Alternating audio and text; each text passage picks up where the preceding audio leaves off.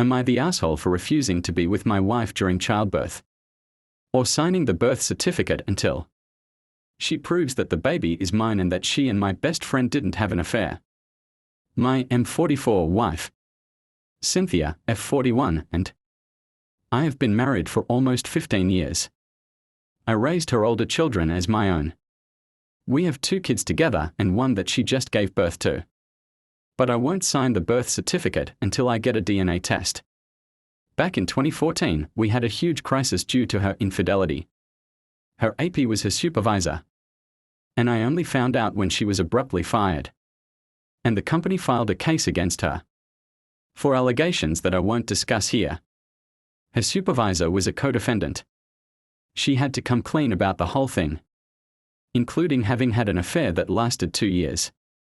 I completely lost all trust in her. I requested paternity tests on our kids together, they are mine. Got a lawyer and moved out. I eventually forgave her and tried to move on because the pain of breaking up our family and not seeing the kids every day was unbearable. We had a very good run until now.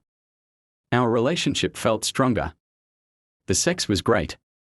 I felt like she was the woman that I fell in love with and was very happy that I gave us another chance. Years ago, her best friend Dana, F42, cut her off. They were friends since grade school. But Dana abruptly ended the friendship, changed her number, and even blocked me and our older kids everywhere. Cynthia expressed sadness about it for years and often talked about Dana like a true sister. When my wife got pregnant with this last baby, she got very depressed about everything. Dana was our go-to person in case of emergency.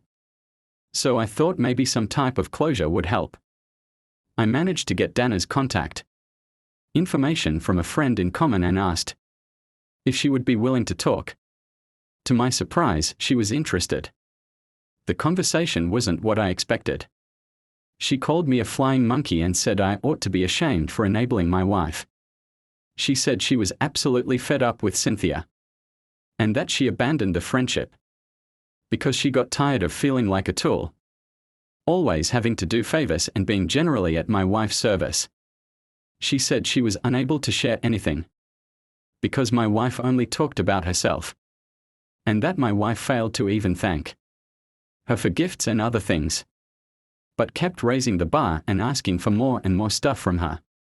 Dana mentioned having attempted a slow fade, but my best friend Gary, M48, stepped in, and it put her off tremendously.